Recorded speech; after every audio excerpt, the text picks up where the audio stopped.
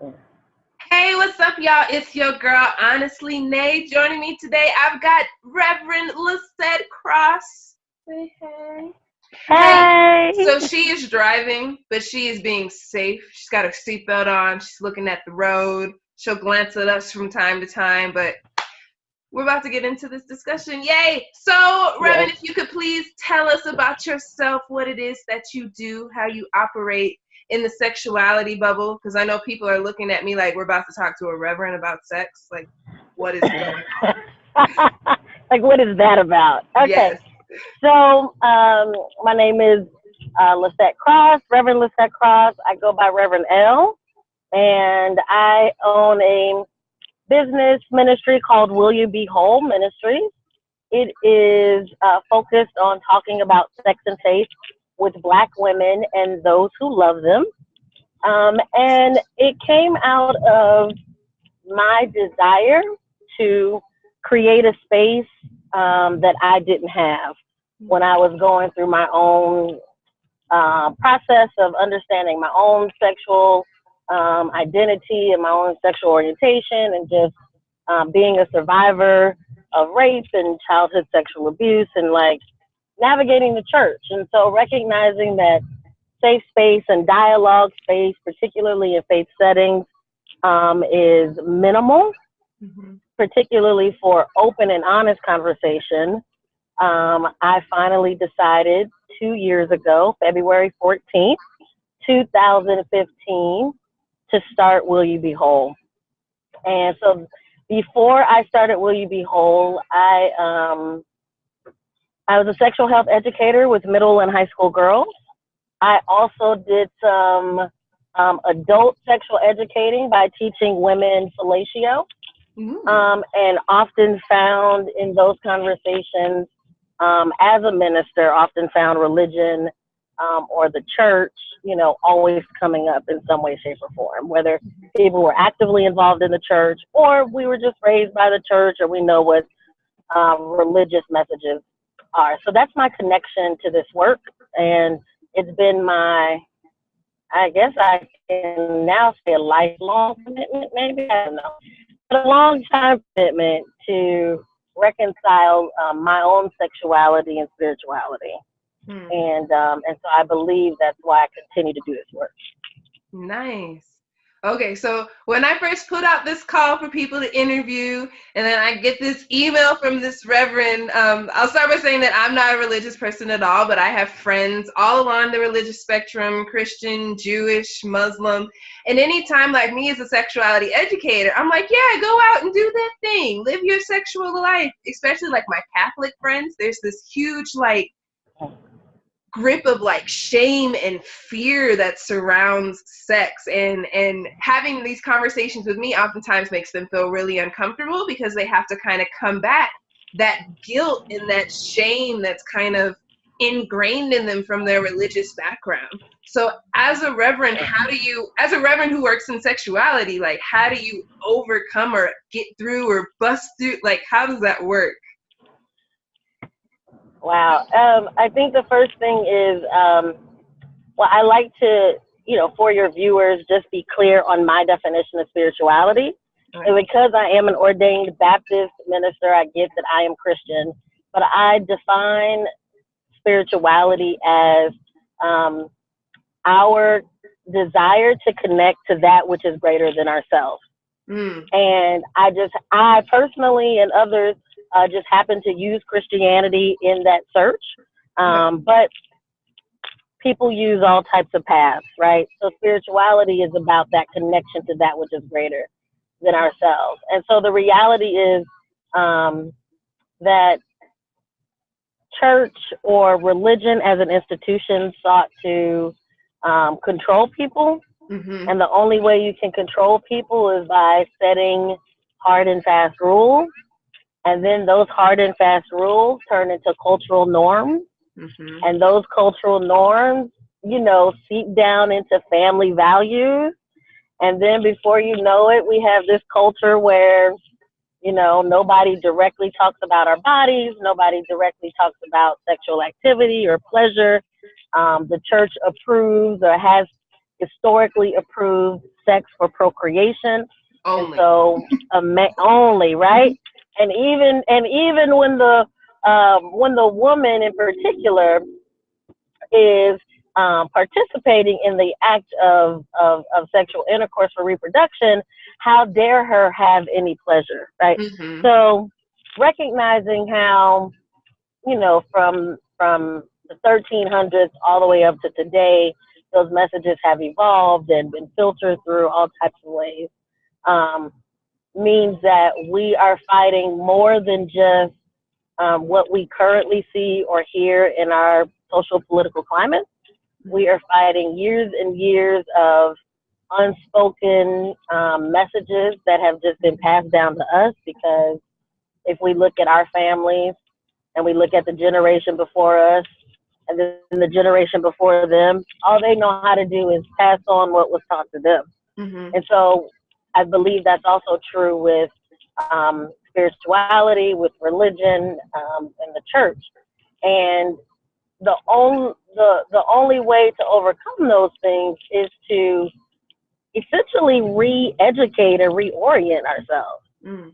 But when we live in a system, or we don't always have access to liberated religious leaders or liberal religious leaders that give us the tools to disentangle, debunk, and unmask those messages, then we kind of begin to spin our wheels, because we don't have the tools to dig out and to re-erect or dismantle and then re-erect the positive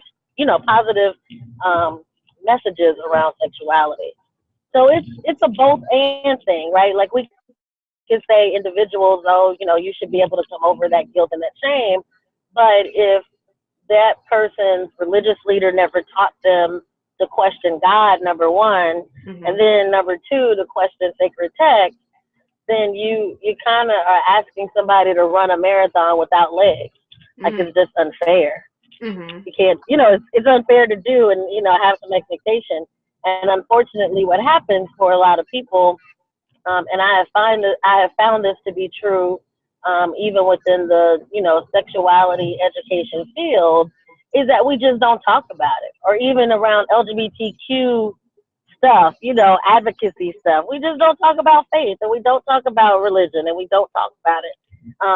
Even though it is a key aspect of a lot of our lives, Mm-hmm. whether we're Christian or Jewish or Muslim or spiritual but not religious, whatever that looks like. Mm. So we end up just kind of ignoring it, but like not, because it doesn't really go away. Yeah. Cool. So it sounds like once people get into kind of working with you, they go through like this kind of spiritual rehab where they have to kind of deconstruct all the things that they've been taught and then have to reconstruct these new ideals. And especially that whole, because I know like my grandma's Baptist. I spent every summer in Texas. So I was like 13. She used to drag me to church every Sunday, like clockwork. And there was always this, like, you don't question God. You don't question the Bible. And I'm the little curious child who's like, but wait, but why? Like, that makes no sense why you're telling me to accept, look, or what is it? Go in faith and not in sight. I'm like, no, because what if I run into a wall? Like, this doesn't sound like a good idea. Right. Exactly. Yeah. Awesome. So then I heard that you spoke a lot about the fact that we don't have these conversations surrounding like LGBTQ issues in particular. So do you have a lot of LGBTQ members, or do you do like special sessions or workshops or sermons, like particularly for them to get some information across to them or anything? Well, I pastor an LGBTQ affirming church. Nice. Okay. I'm bisexual identified, so I am part of the community as well. Yeah. And so do I, it's an interesting question. So do I talk about sermons? I would probably say no. I think people who know me would probably say no. But I think that's because when you are free, or when you are whole, or you're just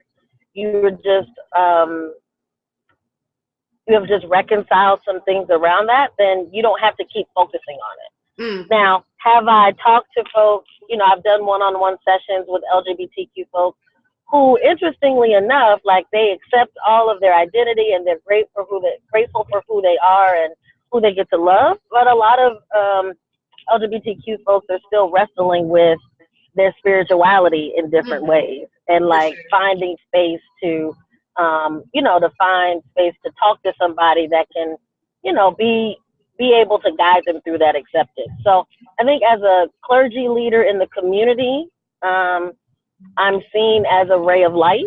The people that I pastor appreciate my sex positive way of teaching and preaching and being in the world. And so I make that a natural part of kind of the work that we do and who I see myself in the world. Nice. So then one last thing that I kind of wanted to touch on is especially like being a person of color, being a Black person, being of African descent, being born of people kidnapped from Africa and brought here, like the Bible and Christianity was used as that tool to keep us in bondage. And that was definitely, until I had like the language and like the ability to be able to research these things, that was like one of my biggest issues with religion, is that they use this text to justify dehumanizing, molesting, torturing, all these things. So as a religious leader, like I know, you know, you spoke a lot about how like we have to get over like the shame and everything that can be pushed on us through religion, but how do we kind of overcome the fact that this text was used to keep us in bondage? I believe it's Audre Lorde, who, and I'm so bad at quoting things, but my general summary is like, you can't, you know, like using the master's tool to dismantle the master's house, kind of concept, right? So the white folks. Yeah, call it like it is. So Christian supremacy, white supremacy, is built on a theological justification. Actually, all forms of oppression are built on theological justifications. Because if you don't have the theological justification, then the system falls apart. So when you talk about this historic trajectory that you so eloquently recounted, then what I believe is our point and process of liberation is to say, well, if they did that to enslave, why couldn't we to liberate ourselves? And recognizing that there are moments in the text, in the biblical text, that can be used for our liberation. So as someone with 2 theological degrees, I think, let them know, you know, sometimes you gotta let people know, especially when you go to grad school more than once. Hello. Yes. And so I think when I think about Black liberation theology, one thinker is James Cone, and how he chose to use the Exodus text to speak about the liberation of Black people, right? So then you have womanists that take from Alice Walker, and then they put a theological spin on it, and you talk about Katie Cannon and Emily Towns and Kelly Brown Douglas, who wrote the book Sexuality in the Black Church. And then they begin to, again, take biblical text and that concept, connect it to Black women's literature, and began to construct new paradigms for liberation. So, in summary, going back to your question, if we are going to say, well, they use this biblical text to enslave our ancestors, well, we also have the power to use that biblical text to free ourselves. And to free ourselves sexually, spiritually, mentally, physically, I mean, to liberation, right? So the challenge with that is finding the canon, right? The groups of books, the group of writings that you find your liberation in. Even the biblical text. What are some grounding, scriptures that can be used or have been used? I mean, one of my scriptures that I stand on is, Jesus gave the greatest commandment, says to love the Lord your God with all your heart, your soul, and your mind. And the second is like unto it, love your neighbor as yourself. Well, listen, I know how to love my neighbor sexually through protection, through honest communication, through ensuring that we are both being healthy, and through mutual affection and communication, right? So I take that biblical text and I say, okay, there is a way that I know how to love my neighbor. And then I take from, what we know is accurate sexual health, information. And we put those things in conversation, like some Black literature, Black women's literature. And we think about the interior aspects of Black women's lives that often doesn't get, either explained or discussed or have space to talk about. And I think when you put those things in conversation, you construct a paradigm of your own liberation. White folks have been doing this for years. It ain't new. We just need to learn how to take what they did and use it to our own benefit. And by benefit, to me, that means being liberated to do what we've been called or created or purposed to do. And from a sexual perspective, it means to honor my body, honor the body of the person or persons that I may be engaging, sexually with, and go from there. But that takes work. It does. But anything worth doing is hard to do to begin with. So I feel like that is a good point to end. Snaps for that. Thank you so much for getting on with me as part of your commute. Oh my gosh, I hope that. You're welcome. Yes, for sure. And this is a conversation that is just starting. Definitely, y'all, hit me in the comments section. Let's continue this dialogue. If you got any more questions for Reverend L here, I'm sure she'd be more than ecstatic to answer them for you. Where are you located, Reverend L? So I live in Richmond, Virginia. Okay. I have you can follow me on Facebook. My Facebook page is Will You Be Whole Ministries. And then I have a website, willyoubeWhole.com.